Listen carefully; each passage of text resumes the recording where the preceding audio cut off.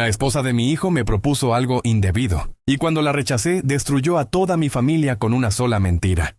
Mi nombre es Enzo Mendoza, y jamás imaginé que el peor enemigo de mi familia no vendría de afuera, sino que entraría por la puerta de mi casa con una sonrisa, un abrazo y la promesa de hacer feliz a mi hijo.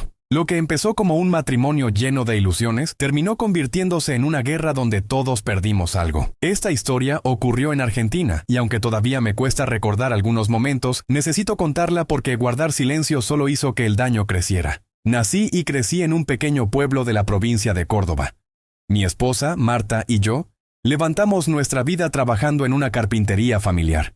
Nunca fuimos ricos, pero tampoco nos faltó el plato de comida ni la tranquilidad de dormir, sabiendo que todo lo que teníamos era fruto del esfuerzo. Nuestro único hijo, Nicolás, siempre fue un muchacho tranquilo.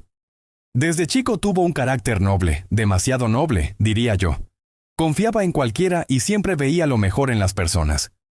Muchas veces le advertí que el mundo no funcionaba así, pero él respondía con una sonrisa diciendo que prefería equivocarse por confiar antes que vivir desconfiando de todos.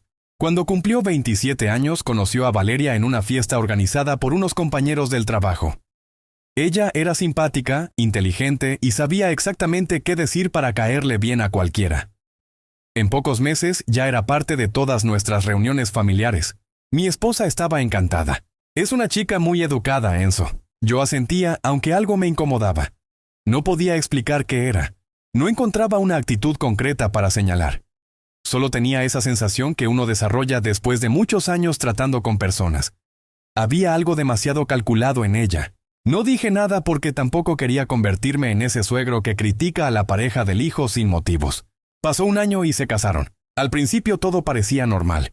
Vivían en un departamento alquilado en las afueras de Córdoba capital. Nosotros los ayudábamos cuando hacía falta. Les regalamos algunos muebles hechos por mí, herramientas, electrodomésticos y hasta les dimos dinero para cubrir parte de la luna de miel. Valeria siempre agradecía con palabras muy dulces. Demasiado dulces. Con el tiempo empezó a visitarnos sola. Decía que Nicolás trabajaba muchas horas y que ella se aburría en casa. Mi esposa la recibía encantada. Tomaban mate durante horas mientras hablaban de recetas, novelas y proyectos. Un día Marta tuvo que viajar 2 días para cuidar a su hermana enferma en Villa María. Yo me quedé trabajando solo en la carpintería. Esa tarde, cerca de las 6, escuché que golpeaban la puerta. Era Valeria.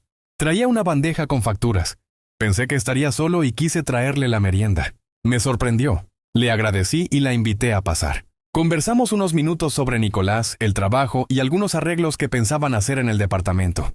Todo era completamente normal.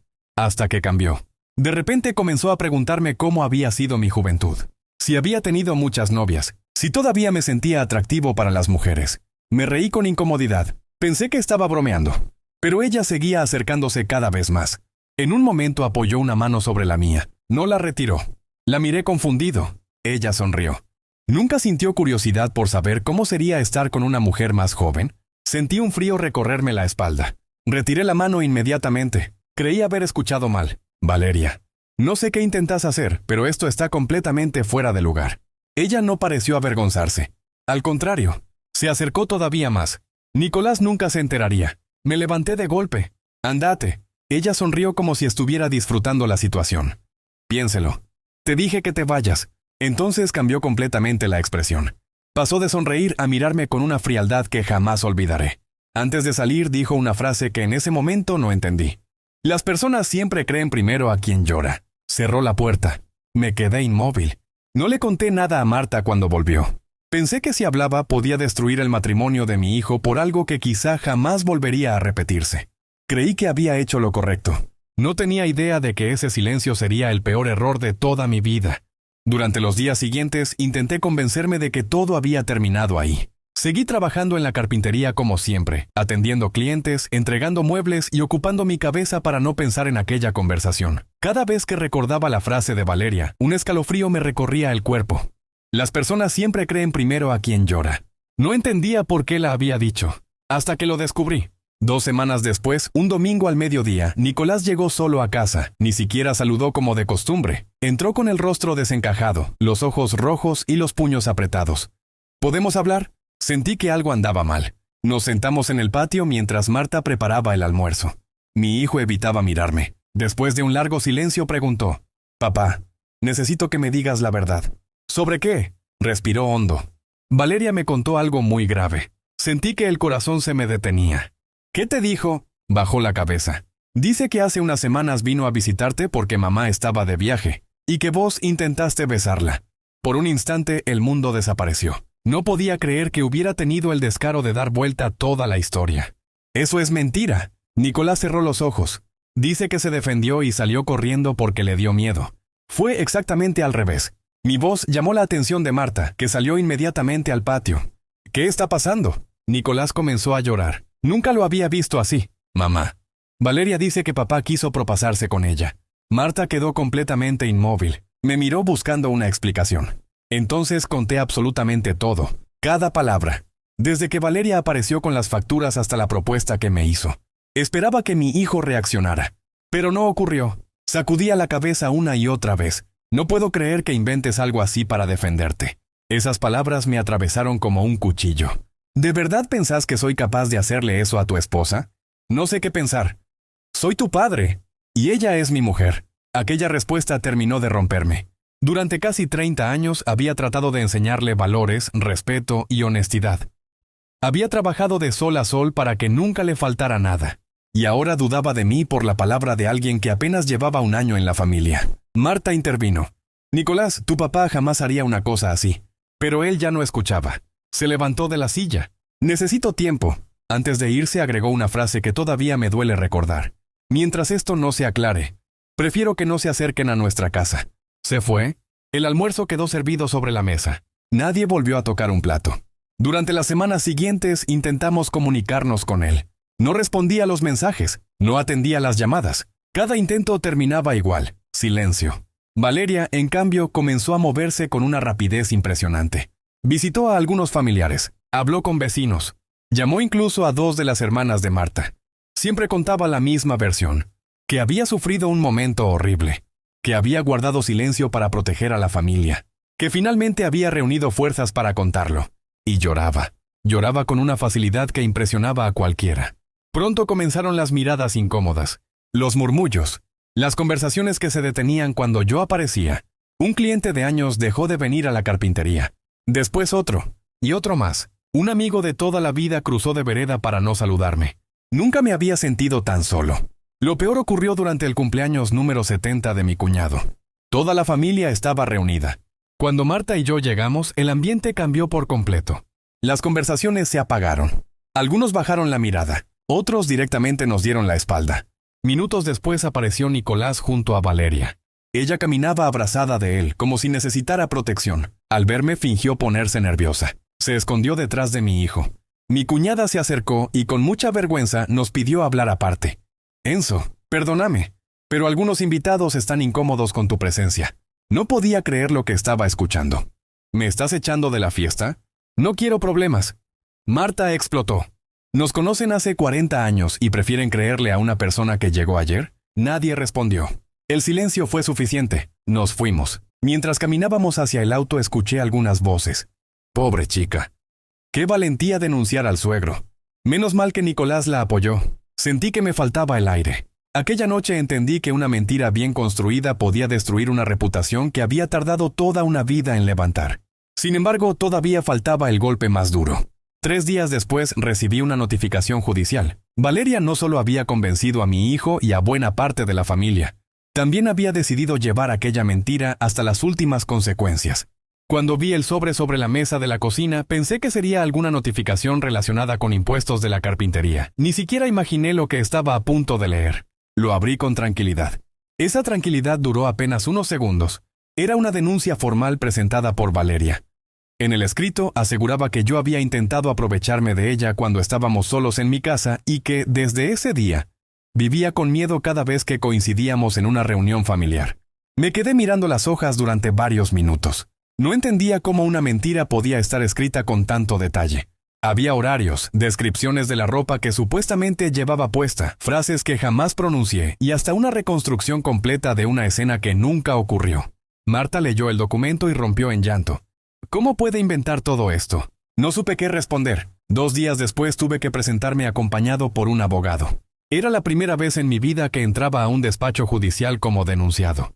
Mientras esperaba mi turno, veía entrar y salir personas con problemas reales. Pensaba en lo absurdo que era estar allí por haber hecho lo correcto. Cuando me llamaron, respondí cada pregunta con calma. Conté exactamente lo mismo que le había contado a Nicolás semanas atrás. No agregué ni quité una sola palabra. Mi abogado me dijo al salir: Enzo, su relato es consistente, pero ahora necesitamos pruebas. Y ahí apareció el mayor problema. ¿Cómo se prueba algo que no ocurrió? ¿Cómo se demuestra que una conversación privada sucedió de una manera completamente distinta? Durante varios días me hice esa pregunta sin encontrar respuesta. Mientras tanto, Valeria seguía alimentando la historia. En las redes sociales publicaba mensajes indirectos. No todas las víctimas pueden hablar. A veces el agresor tiene buena imagen. No siempre la familia está del lado correcto. Nunca escribía mi nombre. No le hacía falta. Todo el pueblo sabía de quién hablaba. La carpintería comenzó a vaciarse. Clientes de años dejaron trabajos pendientes. Un arquitecto que me encargaba muebles para edificios canceló un contrato importante, sin decirme el motivo. No hacía falta que lo dijera. Mi reputación estaba destruida. Las cuentas empezaron a complicarse. Tuve que despedir a uno de los empleados que llevaba más de 15 años conmigo. Ese día fue uno de los más duros de mi vida. Don Enzo, yo sé que usted es una buena persona. Entonces quédate. Quiero hacerlo. Pero si no entra trabajo, no terminó la frase. Nos dimos un abrazo. Verlo irse con su caja de herramientas fue otra consecuencia de una mentira que parecía no tener fin. Mientras todo eso ocurría, Nicolás desapareció por completo. Ni una llamada, ni un mensaje. Ni siquiera preguntó cómo estaba su madre. Marta comenzó a enfermarse. Dormía poco. Comía menos. Pasaba horas mirando fotografías familiares. Una noche encontré un álbum abierto sobre la mesa. En una imagen aparecía Nicolás con apenas 6 años sentado sobre mis hombros durante un festival escolar. Marta acariciaba la foto mientras lloraba. ¿En qué momento dejamos de ser su refugio? No pude responder, porque yo también me hacía la misma pregunta. Las semanas pasaban y el proceso avanzaba lentamente, hasta que una tarde ocurrió algo inesperado. Mientras cerraba la carpintería, un muchacho de unos 25 años se acercó con evidente nerviosismo. ¿Usted es Enzo Mendoza? Asentí. Miró hacia ambos lados antes de hablar. Necesito decirle algo, pero no quiero que nadie se entere de que vine.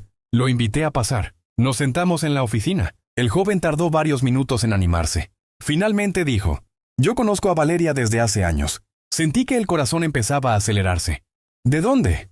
Fuimos compañeros de trabajo. Continuó hablando casi en voz baja. Lo que le está pasando, ya lo vi antes. No entendía. ¿Cómo que ya lo vio? Hace 4 años trabajábamos en una empresa de logística. Ella salía con un supervisor casado. Cuando él quiso terminar la relación porque iba a volver con su esposa, Valeria dijo que él la había acosado. Me quedé completamente inmóvil. ¿Está seguro de lo que dice? Sí. ¿Hubo una denuncia? No llegó a juicio porque el hombre renunció y se mudó, pero todos los que trabajábamos ahí sabíamos que habían tenido una relación. Sentía que por primera vez en meses aparecía una pequeña luz. Pero el muchacho levantó la mano. Hay un problema. ¿Cuál? Nadie quiso declarar. Todos tenían miedo de perder el trabajo. Mi esperanza volvió a caer. Sin embargo, antes de irse sacó un papel del bolsillo. Hay una persona que sí podría ayudarlo. Escribió un nombre y un número de teléfono. Ella era la mejor amiga de Valeria, hasta que dejaron de hablarse. Sabe muchas cosas. Guardé ese papel como si fuera un tesoro. Esa misma noche llamé. Del otro lado respondió una mujer con voz seria. Cuando mencioné el nombre de Valeria, hizo un largo silencio. Después dijo una frase que me dejó helado. Si usted es quien creo que es, llevo meses esperando que alguien me llame. En ese instante comprendí que la historia que conocíamos sobre mi nuera estaba muy lejos de ser la verdadera. Solo que todavía no imaginaba hasta dónde llegaría la verdad, ni el precio que tendría sacarla a la luz. Al día siguiente casi no pude dormir. Eran las 7 de la mañana cuando volví a mirar el papel donde aquella mujer había anotado su nombre, Carolina. Durante toda la noche pensé si debía llamarla otra vez o dejar las cosas como estaban. Después de tantos golpes, uno empieza a desconfiar incluso de la esperanza. Finalmente marqué el número. ¿Podemos vernos?, pregunté. Hubo unos segundos de silencio. Sí, pero no en mi casa. Nos encontramos en un bar de Villa Carlos Paz. No quiero que nadie me relacione con esto. Acepté sin hacer más preguntas. Marta insistió en acompañarme, pero preferí ir solo. Si aquella conversación terminaba siendo una pérdida de tiempo, no quería seguir alimentando falsas expectativas. Carolina ya estaba sentada cuando llegué. Tendría unos 35 años. Se notaba nerviosa. Miraba constantemente hacia la puerta como si esperara que alguien apareciera de un momento a otro. Nos saludamos con cierta desconfianza. Gracias por venir, le dije. No lo hago por usted, señor Mendoza. Lo hago porque hace años que cargo con un remordimiento. Eso llamó mi atención. Pidió un café, respiró hondo y comenzó a hablar. Conocí a Valeria cuando las dos entramos a trabajar en una empresa de logística. Al principio nos hicimos inseparables. Salíamos todos los fines de semana, compartíamos departamento y hasta pensábamos abrir un negocio juntas.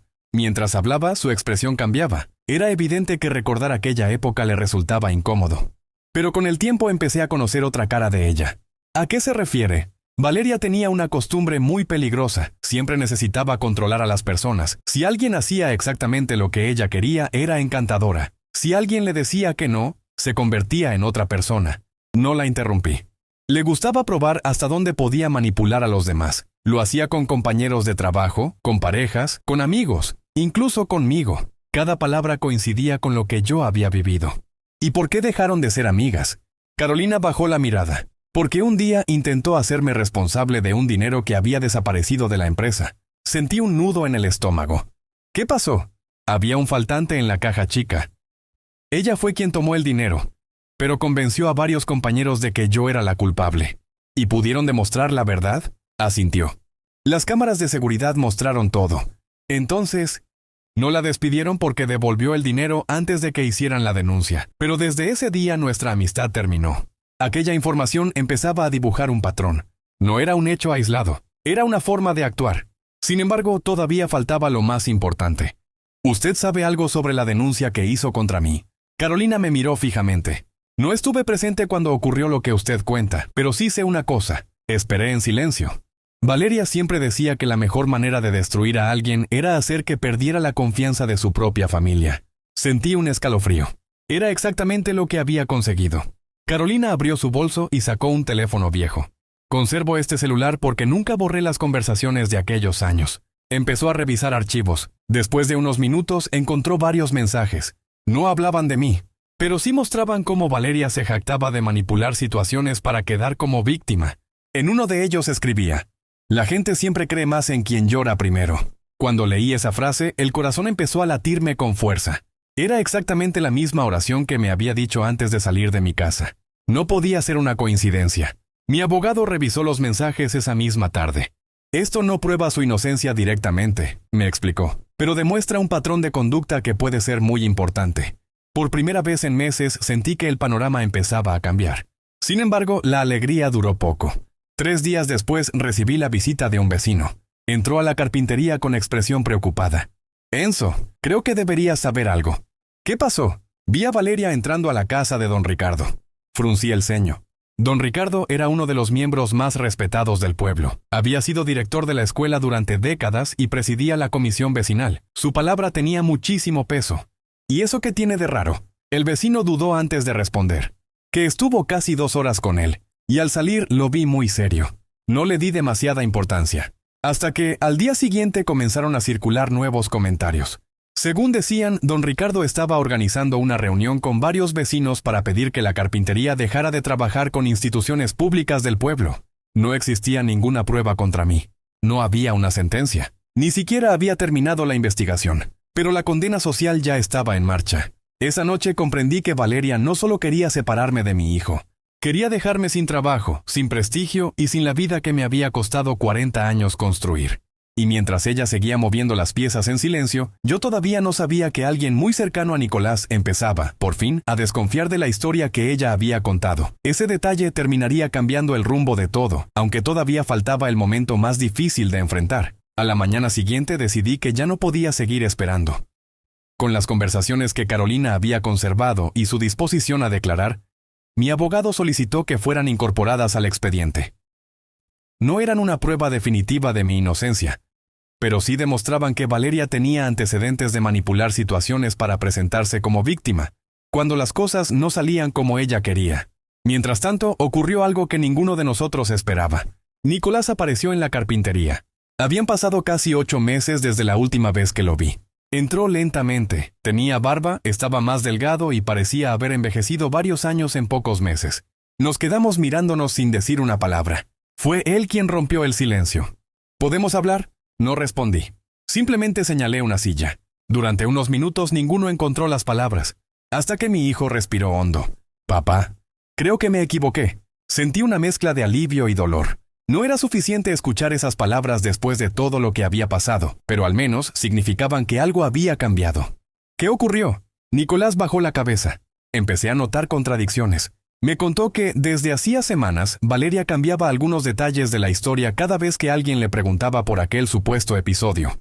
Una noche, mientras ella se duchaba, sonó una notificación en su teléfono. No tenía intención de revisarlo, pero en la pantalla apareció un mensaje de una amiga.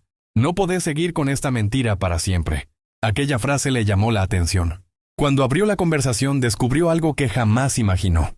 Había decenas de mensajes. En ellos, Valeria hablaba de mí como el viejo orgulloso que arruinó todos sus planes.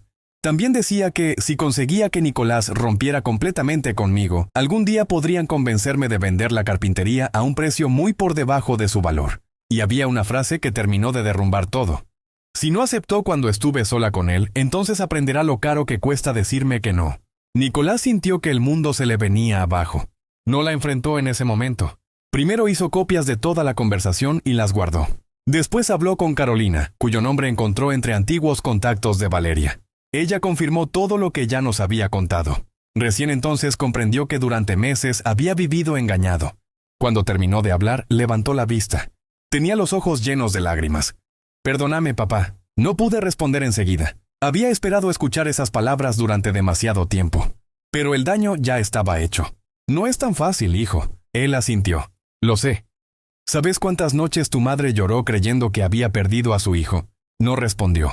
¿Sabes cuántos clientes perdí? Silencio. ¿Sabes lo que se siente cuando la gente que te conoce desde hace 40 años baja la mirada porque cree que sos un monstruo? Nicolás rompió en llanto. Yo también. Nos abrazamos después de muchos meses. No fue un abrazo que solucionara todo. Fue el comienzo de un camino muy largo. Con las conversaciones del teléfono, la declaración de Carolina y otros mensajes que el propio Nicolás encontró, la mentira empezó a desmoronarse. Cuando Valeria entendió que ya no podía sostener su versión, abandonó la casa que compartía con mi hijo. Poco después retiró la denuncia. Intentó justificarlo diciendo que no quería seguir reviviendo el supuesto trauma. Pero ya era tarde. Las pruebas hablaban por sí solas. El proceso terminó archivándose por falta de sustento y por las inconsistencias detectadas en su relato. Sin embargo, recuperar mi nombre fue mucho más difícil que limpiar un expediente. Algunos vecinos vinieron a pedirme disculpas. Otros nunca lo hicieron. Hubo personas que simplemente eligieron cambiar de tema, como si nada hubiera ocurrido. La carpintería tardó más de un año en volver a tener el mismo ritmo de trabajo. Marta necesitó terapia para superar todo lo vivido. Y Nicolás, él decidió empezar de nuevo. Se divorció de Valeria y durante mucho tiempo dedicó cada fin de semana a ayudarme en la carpintería, no porque yo se lo pidiera, sino porque sentía que era la única manera de reconstruir el puente que él mismo había destruido. No recuperamos el tiempo perdido. Eso es imposible. Pero aprendimos a valorar cada conversación, cada comida en familia y cada oportunidad de volver a confiar. Hoy, cuando cierro el taller al atardecer y veo a mi hijo lijando una mesa igual que lo hacía cuando era adolescente, entiendo que la verdad puede tardar mucho en llegar, pero cuando finalmente aparece, encuentra la forma de abrirse camino. Soy Enzo Mendoza, y si algo aprendí de todo esto es que una familia no se rompe solamente por una mentira. Se rompe cuando dejamos de escuchar a quienes han demostrado con toda una vida quiénes son. La confianza tarda años en construirse y apenas unos minutos en desaparecer. Por eso, antes de condenar a alguien, escuchen, investiguen y permitan que la verdad tenga la misma oportunidad de hablar que tuvo la mentira, porque las palabras pueden destruir una reputación, pero solo la verdad tiene la fuerza para devolverle a una persona la dignidad que nunca debió perder.